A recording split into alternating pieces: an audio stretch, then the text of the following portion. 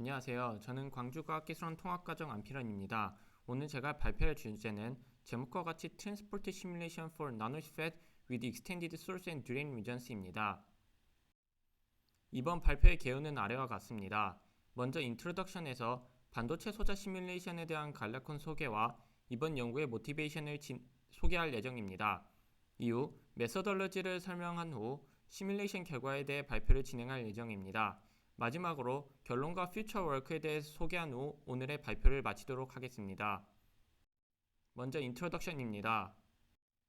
아래의 그림과 같이 많은 반도체 소자들이 낮은 누설 전류나 좋은 컨트롤러빌리티를 얻기 위해 개발되었고 계속 진행 중에 있습니다. 또한 2D 물질에 기반한 트랜지스터와 같은 미래형 소자들도 꾸준히 연구가 진행되고 있습니다. 이러한 개발 및 연구를 위해서는 소자들의 특성의 예측 및 해석을 하는 것이 굉장히 중요해지게 되었습니다. 이러한 소자들의 특성 예측 및 해석을 위해서는 티켓가 많이 사용됩니다. 드리프트 앤 디퓨전 모델을 기반으로 아래와 같이 소자의 특성에 대해 예측 및 해석이 가능합니다. 이렇듯 드리프트 앤 디퓨전 모델은 현재 티켓 등에서 활발히 사용되는 모델입니다. 오른쪽의 표는 다양한 트랜스포트 모델들을 보여주고 있으며 보시다시피 드리프트 앤 디퓨전 모델은 코스트가 적은 것을 확인하실 수 있습니다.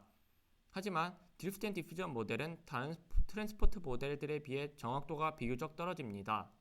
예를 들어 드리프트 앤 디퓨전 모델의 이동도 등은 가운데 그림과 같이 다른 트랜스포트 모델로부터 가져오게 됩니다.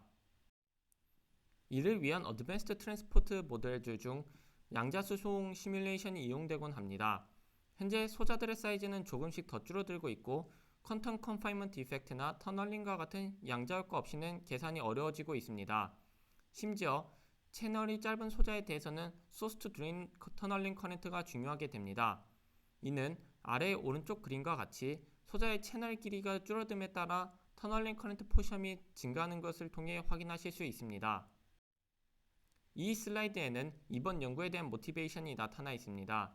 최근 아래와 같이 나노시펫 디바이스에 대해서 트림이 있는 경우 소자의 특성에 영향을 받을 수 있다는 연구가 진행되었습니다. 이 외에도 단면이 달라지는 경우에 대해서도 다양한 연구가 진행되고 있습니다.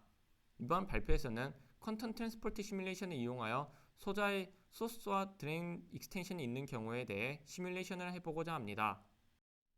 메소덜러지입니다. 먼저 NEGF에 대한 간략한 리뷰입니다. NEGF는 퀀텀 트랜스포트 시뮬레이션의 스탠다드한 기법 중 하나로 오늘날 널리 사용되고 있습니다. NEGF를 이용하여 시뮬레이션을 하게 되면 양자효과가 반영된 결과를 얻을 수 있습니다. 이러한 장점 덕분에 아래와 같이 실리콘 기반 소자나 2차원 물질 기반 소자 등 다양하게 사용되고 있습니다. 아래는 NEGF의 수식입니다. 이는 가장 기본적인 형태인 리얼 스페이스 NEGF의 수식입니다.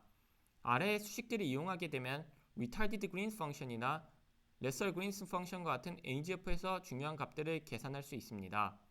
결과적으로 이를 이용하면 전자 농도를 얻을 수 있습니다. 아래에는 Effective Mass Hamiltonian이 적혀 있습니다. 이 Effective Mass Hamiltonian과 이전 슬라이드의 수식들을 이용하게 되면 리얼 스페이스 NEGF 시뮬레이션이 가능해집니다.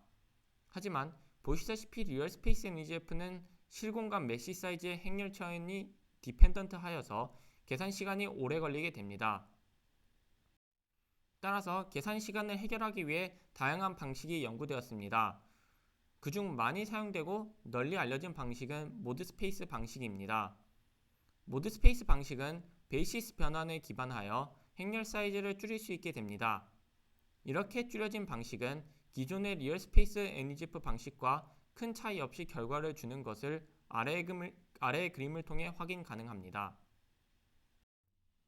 결론적으로 행렬 차원이 시뮬레이션에서 사용할 모드 개수에 디펜던트하게 되어서 계산량을 줄일 수 있게 됩니다. 이러한 방식을 커플드 모드 스페이스 방식이라고 하는데 여기서 가정을 더하면 계산량을 더 줄일 수 있게 됩니다. 웨이브 펑션이 단면을 따라서 바뀌지 않는다고 가정하면 계산 사이즈를 더 줄일 수 있게 되고 이를 언커플드 모드 스페이스 방식이라고 합니다. 두 방식의 차이는 아래의 해밀토니안 블록을 통해서도 확인 가능합니다. 보시다시피 커플드 모드 스페이스 해밀토니안에는 모드 간 커플링을 나타내는 다양한 값들이 들어가 있는 것을 확인하실 수 있습니다. 반면 언커플드 모드 스페이스의 경우에는 가정을 사용하였기 때문에 모드 커플링을 나타내는 값들이 없습니다. 결론적으로 언커플드 모드 스페이스인 EGF는 아래의 그림과 같이 모드 커플링이 커지는 경우 오차가 나타나게 됩니다. 이런 3개의 NEGF를 모두 자체 개발 시뮬레이터에 이식하였고 이를 이용하여 시뮬레이션을 진행하였습니다.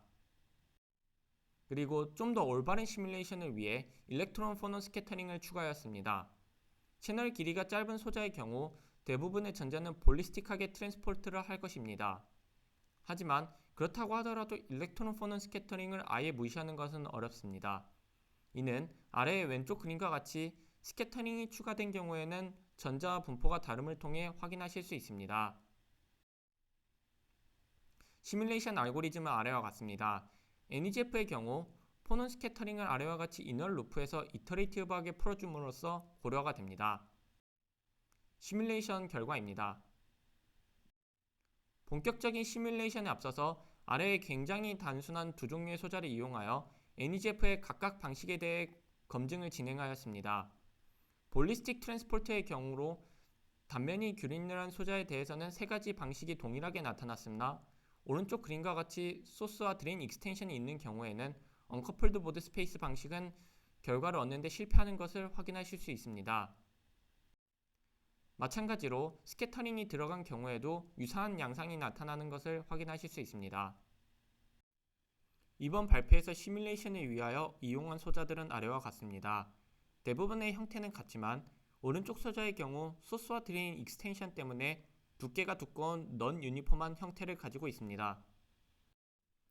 시뮬레이션을 진행한 소자 파라미터들은 아래와 같습니다. 소스와 드레인 채널 길이 모두 8나노미터로 같습니다.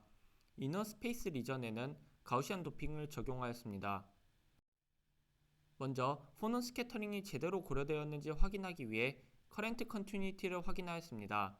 커런트 컨티뉴이티를 확인하는 이유는 스캐터링을 고려 시 일반적으로 로컬 스캐터링 어프로시메이션을 사용하기 때문이고 이는 왼쪽 논문에서도 확인 가능합니다. 시뮬레이션 결과 커런트 컨티뉴이티를 확인하였습니다. 다음은 볼리스틱 트랜스포트의 경우와 스캐터링이 들어간 경우의 차이입니다.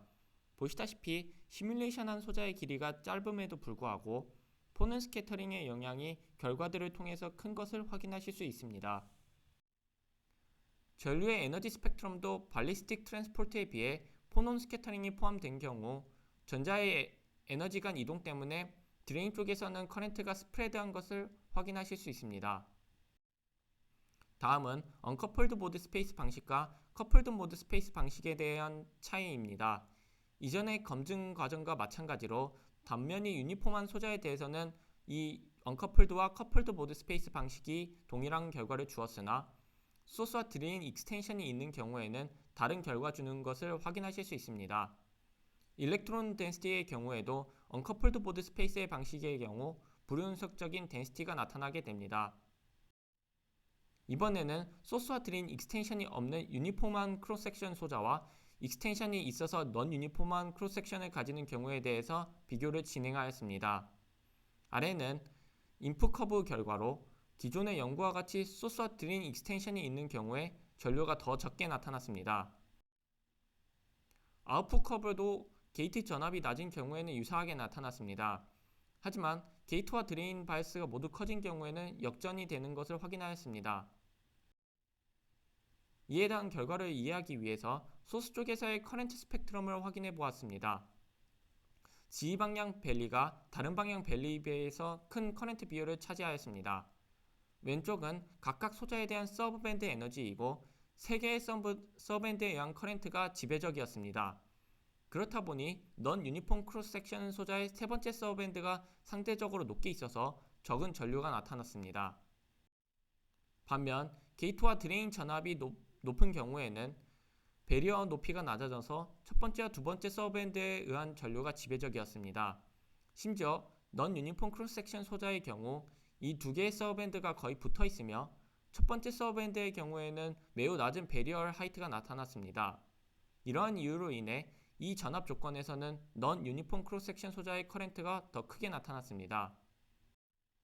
앞선 결과들을 통해서 모드 커플링 이펙트의 중요성을 확인하였고 소스와 드레인 익스텐션이 있는 경우 소자의 특성이 바뀔 수 있는 것을 확인하였습니다.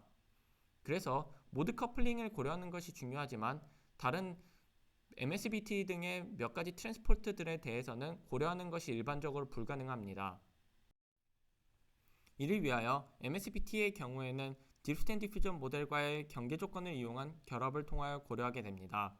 하지만 아래 NEGF 결과를 통해서도 보시다시피 익스텐디드된 영역의 구조에 따라 채널 쪽으로의 전자의 인젝티비티가 다를 것임을 예측할 수 있습니다.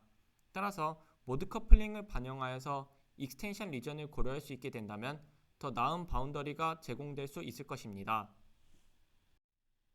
MSBT에도 모드 커플링을 적용하기 위해서 현재 이 모드 커플링을 스캐터링으로 표현하는 연구를 진행하고 있습니다. 아래는 NEGF를 이용하여 왼쪽 소자에 대해 첫 번째와 다섯 번째 서밴드 간의 모드 커플링만을 스캐터링으로 바꿔본 전자농도 결과입니다. 마지막으로 결론과 퓨처 워크입니다. 오늘 발표에 대한 결론입니다. 일렉트론 포넌 스캐터링 효과를 포함한 커플드 모드 스페이스 NEGF를 구현하였습니다. 그리고 모드 커플링 효과가 중요함을 확인하였습니다. 이 커플드 모드 스페이스 NEGF를 이용하여 소스와 드레인 익스텐션이 있는 나노시스 팻을 시뮬레이션 하였으며 균일한 단면을 가진 소자와 비교를 진행하였습니다. 퓨처 워크로는 좀 더 큰 위스와 익스텐션을 가진 나노시스 팻을 시뮬레이션 할 예정입니다. 또한 더 많은 스캐터링을 도입하고 더 정확한 밴드 모델을 도입할 예정입니다. 어크놀러지먼트입니다. 이상으로 발표를 마치도록 하겠습니다. 감사합니다.